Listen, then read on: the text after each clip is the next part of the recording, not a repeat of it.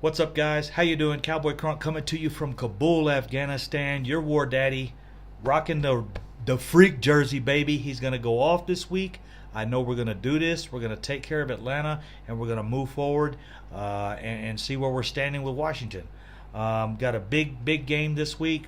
From now on out, pretty much every game is a big game, unless we get into week 16 or week 15, and we've walked through the schedule and done our job and had a couple, a little bit of help with some losses, but I really don't see that happening. We still got the Saints ahead. After that, first we got Washington. That's another big game, but I wanted to go over some things that happened in this game, in particular, how if we do the same things, really, I don't think anyone in the league can not say stop us, but we can compete with anyone if we do what we did this week. We did the same thing against Jacksonville. We just happened to use Gallup instead of Cooper. Cooper had 5 targets in the first quarter. That's a lot of targets. That was about 20% of our play calls were directly aimed at Cooper. And I've heard some guys, we're forcing the ball to Cooper, and that's fine, because that's what we need to do, because all of the defenses right now are expecting us to, and this was our problem prior to having Cooper. I think they didn't trust Gallup at the time.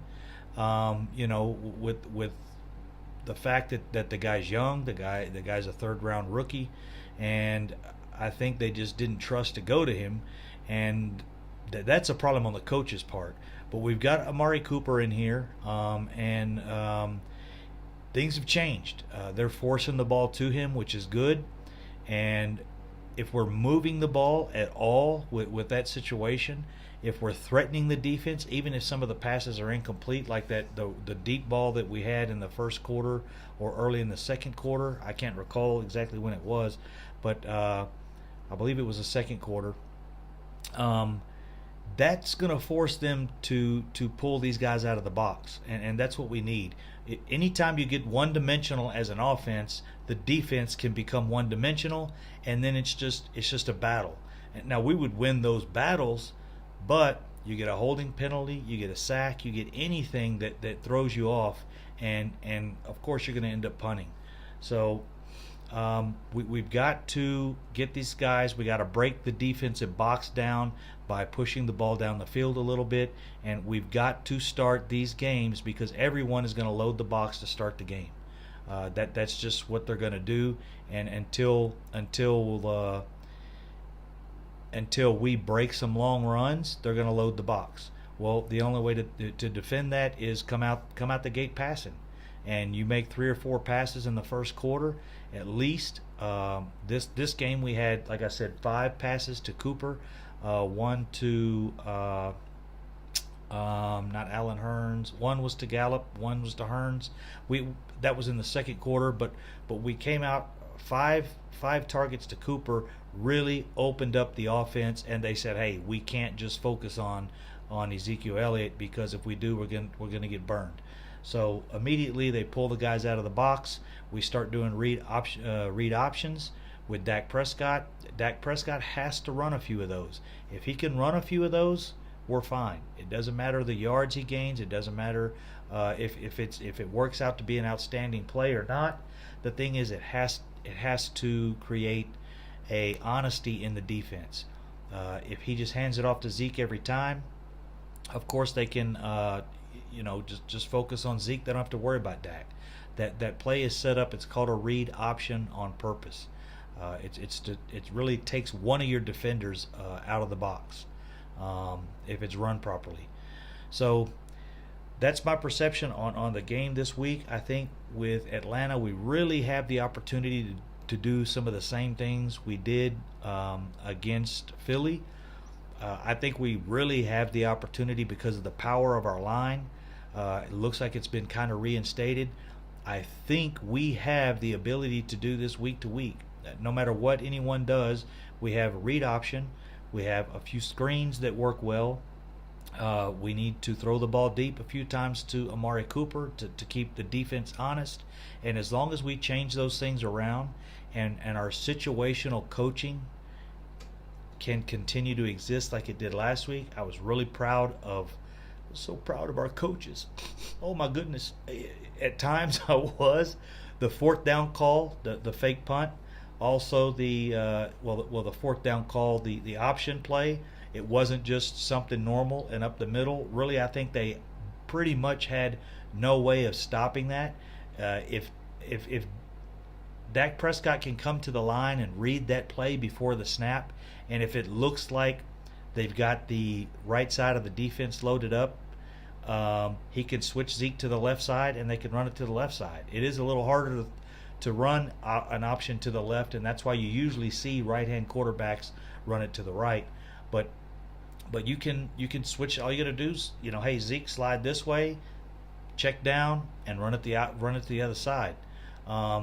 Luckily, Swain and Cooper, I think, were out there to make the blocks they had to make, and Ezekiel Elliott got the yards he needed. And then later we had the fourth down fake punt, which also worked.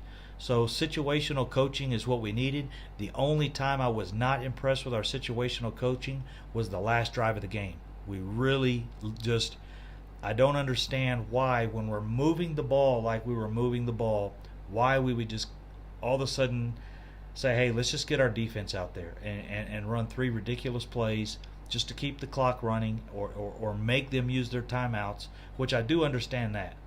But I don't see why you can't run a pass play that you stay between the lines, really something safe.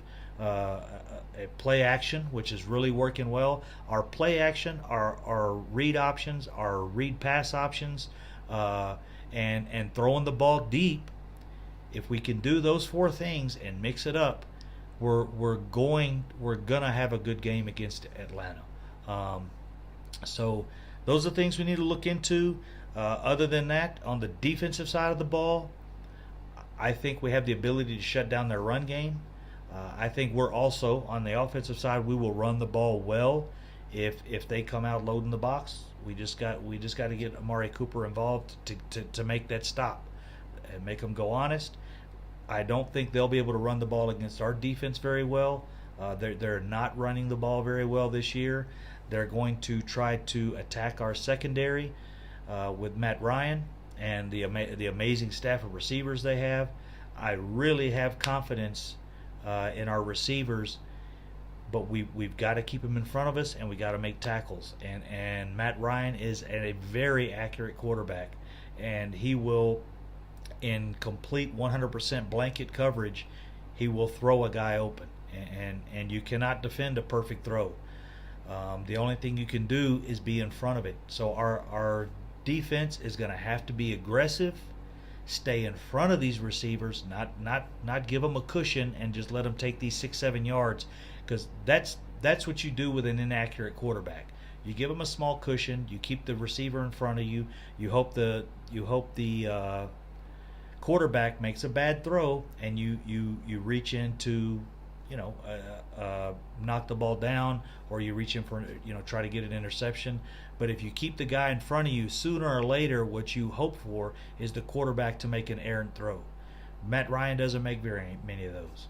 So if we just continue to give that cushion, let the receiver stay in front of us, Julio Jones and these guys are going to have a field day. They're going to run 10 yards, turn around, make a catch. They're going to run 10 yards, turn around, make a catch. Sooner or later, we're going to miss a tackle, and then we're going to be forced for our safety to make a tackle, and that's where we're in trouble. Our safeties just aren't great at taking those angles. They make great plays at times. Jeff Heath, I don't know where he comes from, what planet he's on, but he will disappear and not show up. But when we have a game-winning play, seems like Jeff Heath is always there to make the tackle. He's always there. He makes the right angle. I don't know what it is at the end of the game. Jeff Heath is he's been our savior a couple times. Really good play with the tight end there, Ertz, keeping them from getting the first down, and he's done it quite a few times.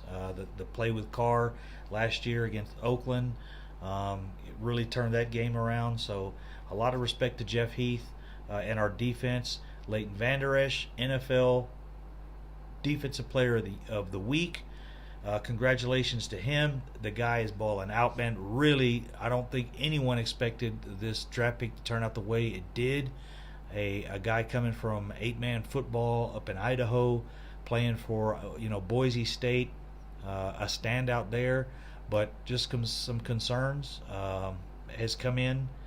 Man, and I can't wait to see what he's going to look like after a year of being in an off-season NFL program with training and the right diet and the way they're going to feed the dude. The dude's got money now. That makes a big difference when you got money and you can eat right and live right and stay healthy and get a massage and do acupuncture or whatever the things you like to do. Go to yoga classes, stretch. I mean, when you get into a professional program, you accelerate from the college level tremendously, and we can see that with Jaylon Smith. And I'm not just talking about his leg injury. I'm talking about completely. Jaylon Smith's body looks completely different from the waist up. His arms, his shoulders, even his cheekbones. That dude is jacked. And Leighton Vander Esch is going to put on some weight. He'll hopefully keep the speed that he has, even being longer than Jaylon Smith or taller. He's going to put on some really good muscle this offseason. So I really expect these guys to be the future of our linebacking core. Not Jaylon Smith, excuse me. Leighton Vander Esch is leading our team in tackles with only 4 starts. Now, he's been in the rotation, of course, quite a bit when he didn't start, but being a starter with Sean Lee out, his play has just elevated, and since from week 2, week 3 to now, he's even a more complete, much better, quicker. The time in the film room he's gotten with Sean Lee and Jaylon Smith, those guys are complete bookworms, man. They can break a play down like nobody's business. One thing I want to step into, we are looking at this coaching thing. There's a lot of things being thrown around. I don't know if anything will happen this year. I think things are being looked at. If we lose this week, especially if it's an embarrassing loss or there's mistakes made or the play calling goes downhill again, or there's clock management issues like we almost had in this game with that horrific last possession we had with 3 garbage plays ran, that really there was no way we even attempted to get a first down. It was just hand it to Zeke and let him run kind of toward the sideline and kind of go down. It was almost like a delayed victory stand, kneeling formation. I didn't like it at all. So that I'm sure when we thought we had the game in control, and Jerry Jones is sitting up high in the booth and he's looking down, we got this game in control, and I'm sure he's looking down going, what are they doing? They're not even trying to get a first down, and then we have to punt the ball and give them almost a minute to score. I mean, that's a team, that at any second has the athletic ability and the players to catch fire and put a touchdown down in 20, 30 seconds, So I have no clue what that was, and I'm sure it pissed Jerry off. I'm sure it just pissed Stephen Jones. I can't stand Stephen A. Smith. But anyways, moving forward, we won the game. We've got to prepare for this week. We've got to have better clock management. We've got to have the coaches make the right calls. I was really proud of them during the game, and then for them to, jack it all up with that crap they did on the last drive really pissed me off. So we'll see. My hopes, I just thought about this yesterday. Jason Witten is not doing too well in the booth. He just doesn't look comfortable. Everything looks forced. As we were discussing in a chat box last night during the live feed. Everything looks forced. It's just not natural for him. I don't think there's a lot of people out there that are enjoying his commentary. So I'm hoping what'll happen is he'll get released by the network. and he could come in as an offensive coordinator, possibly the future. I think he would be a much more exactly kind of what we need. He would be that puppet that Jerry Jones needed, but I think Jerry Jones respects Witten enough. If he came in as the offensive coordinator and possibly the future head coach, I think he would hold it down pretty solid, much better than Jason Garrett is. And if you guys aren't aware, the tight end and the center are usually your most I guess you have to be most familiar with the playbook and really quick-witted, and you have to organize blocking schemes while you're at the line, and you got to make decisions on which end or linebacker you're going to block. So the center and the tight end are really two positions where that's where you have your line coaches, and that's where you get your head coaches from, your offensive coordinators and stuff like that, your quarterbacks, your tight ends, and your centers. So that's a perception of me I hadn't thought of before, or a future perception for the team that I haven't thought of before until yesterday, and I don't know where it came from. I think I was watching the game and just didn't care for Jason Witten's talking, and wanted him out of the booth. I said, hey, thought about it. Come down on the sideline and take Linehan's spot. I think he would do a much better job. Give him some time to get things together. And I know he knows what Dak needs, and that's the problem with the coaching staff. They're not giving Dak what he needs as far as the play calling, and I think they're trying to coach him to do things that, at times he feels more comfortable doing other things. He needs to be able to stay in the pocket and throw the ball, but maybe not as much as they're forcing him to. They need to change it up a little bit, let him run the ball more, definitely. Force him to run. He's a big, thick, solid guy. He's not going to get injured easily. We've seen him take some hits, and we've seen him get up and walk away from them. So I'm comfortable with that. But this is what we got, guys. We got Atlanta tomorrow. We're hoping the Houston Texans beat Washington. That'll send us into Washington, or into the game with Washington. Hoping if we get a win there, I think that puts us back in the lead of the division. So that's what we're looking at. We got a 2-week plan. Make it short. Have a 1-week plan right now. We got to beat Atlanta. That's the first focus. But I think that we got a very good opportunity to do that with what I'm looking at and what I'm seeing on paper, and what I'm seeing on paper with Atlanta and this game that they had here. So I appreciate it, guys. Enjoy the page. Like the video. That shoots it to the top of the search engine. And also enjoy the channel and subscribe to the channel. And hit me up with some comments. Anything you guys want to hear, future content. That's what it's there for. And we'll get the videos done. And we'll see you live on the game Sunday afternoon. Sunday night here. Peace.